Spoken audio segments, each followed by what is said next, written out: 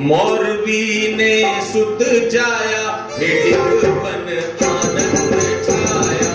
मोरवी ने सुत जाया, वन आनंद छाया।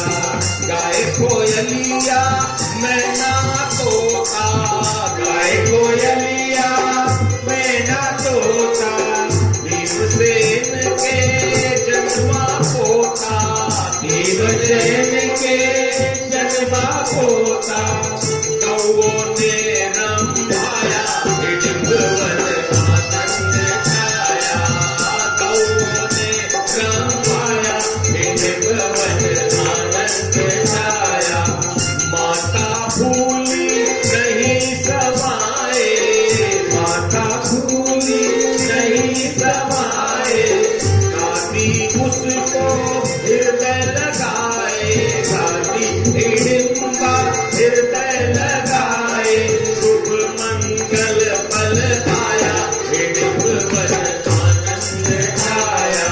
मोरवी ने सुत जाया, वन आनंद छाया। अब उस बालक ने कहा कि हे पिता, मुझे काम बताइए। आपने जो मुझे जन्म दिया है, मैं इस ऋण से उऋण होना चाहता हूं, ये कर्जा उतारना चाहता हूं। आपने मुझे जन्म देके बड़ा काम किया है। तो घटोत्कच जी बोले कि अरे तुमको तो अभी लाड लडाने का समय है, गोदी में हम लोग खिलाएंगे पिलाएंगे, तुमको कुछ करेंगे, और तुम बोलते हो काम बताओ। तो हमको तो कुछ समझ में नहीं आ रहा है। तो जब कुछ समझ में ना आए तो क्या कीजिए, श्याम के गुण गाइए। जब कुछ समझ ना आए तो क्या करना है, जब कुछ समझ न आए श्याम के गुण गाइए। तो बोले चलिए, द्वारकाधीश हैं भगवान कृष्ण, द्वारका चलते हैं, हमारे गुरु जी हैं। घटोत्कच ने कहा, और वो दोनों पिता पुत्र घटोत्कच और बर्बरी गए द्वारका में। द्वारका में जब महल में गए तो घटोत्कच जी ने भगवान कृष्ण यानी अपने गुरु से कहा कि हे भगवान, आपने जो मौरवी से मेरा विवाह कराया था, उससे ये संतान की प्राप्ति हुई है, ये आपसे कुछ पूछना चाहती है। क्या पूछना है पूछो। तो देखिए, सबसे पहले हमारे बाबा श्याम ने भगवान कृष्ण को प्रणाम किया और बोला कि मेरा जन्म किस जाति में कुल में हुआ है, आप बताइए। तब भगवान कृष्ण बोले, तुम भीमसेन के पोते हो, घटोत्कच के बेटे हो, इसलिए तुम पांडव वंश के क्षत्रिय कुल के हो। बोला कि अच्छा, तो क्षत्रिय हूं तो मुझे क्या करना चाहिए।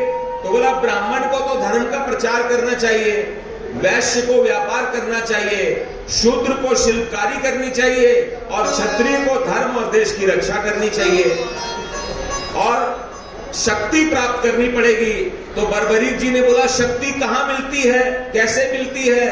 तो भगवान कृष्ण बोले कि शक्ति तुमको देवियों से मिलेगी, दुर्गा काली सरस्वती, ये तुमको बल बुद्धि देगी।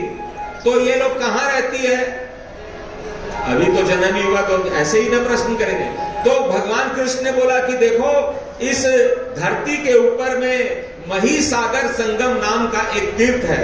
अब यहाँ पर जितने ही लोग बैठे हैं जो नए हैं, वो बताइए, आपने कभी महिसागर संगम का नाम सुना है, गंगा सागर का नाम सुना है, महिसागर का नाम नहीं सुना, क्योंकि लोगों ने आपको बताया नहीं। जैसे आप बड़ौदा जाएंगे, गुजरात में बड़ौदा जाएंगे, तो वहां पर 80 किलोमीटर समुद्र के किनारे एक जगह है, उसका नाम है खंभात।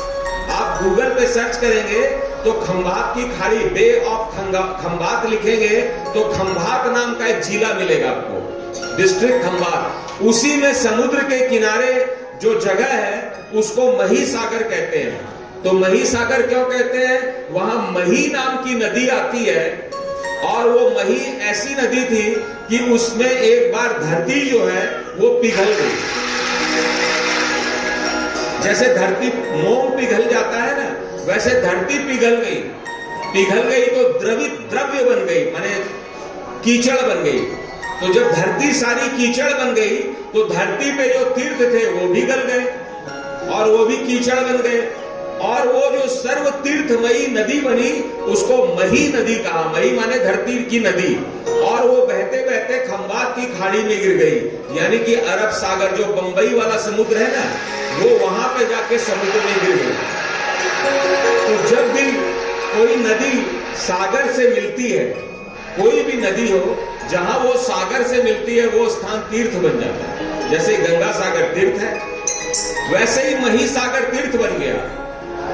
तो इस प्रकार से तुम वहां जाओ और वहां पर इस संसार की सभी देवियां रहती हैं, तुम उनकी पूजा करो, वंदना करो, आराधना करो, वही तुमको दर्शन देगी और बल शक्ति प्रदान करेंगी। तो हमारे जो श्याम बाबा हैं, बर्बरी के रूप में वहां गए और वहां जाकर इन्होंने एक आश्रम बनाया और उसमें वो देवियों की पूजा करने लगे, आराधना करने लगे। 3 साल तक उन्होंने कठिन तपस्या करी, देवियों की खूब सेवा करी और 3 साल के बाद में देवियां प्रकट हो गई। बोलो देवी माता की बोलो। वो 14 देवियां थी। अभी थोड़ी देर के बाद उनका नाम भी आएगा, कौन कौन सी देवी थी वो, सबके नाम आएंगे। देखिए, आप लोग श्याम बाबा के भक्त हैं, श्याम बाबा को मानते हैं, तो आपको श्याम बाबा की जो सच्ची कथा है वो जाननी चाहिए ना। तो ये तो कोई मैं मनगढ़ंत बात नहीं बोल रहा हूं, मैं तो वो बात आपके सामने रख रहा हूं जो वेदव्यास जी ने लिखा है श्याम बाबा के बारे में। और उन देवियों ने हमारे बाबा बर्बरीक को इस संसार में दुर्लभ अतुलनीय बल प्रदान किया। जैसे हनुमान जी अतुलित बलधामा है कि नहीं है? हनुमान जी के पास इतनी शक्ति है कि वो समूचे ब्रह्मांड को उठा सकते हैं। वही की वैसी शक्ति हमारे श्याम बाबा को उन देवियों ने दे दी। और फिर कहा कि हे बर्बरीक, तुम यहीं रहो, अभी विजय नामक एक ब्राह्मण आएगा, वो ब्राह्मण यहाँ पर सिद्धि महायज्ञ करेगा और तब तुम उसकी सिद्धि में सहायता करना। तो बर्बरीक जी ने कहा ठीक है माता, ऐसा ही करूंगा। कुछ दिन के बाद में विजय नामक एक ब्राह्मण जो काशी से चल के आए थे, काशी माने बनारस से पैदल चल के आए थे, और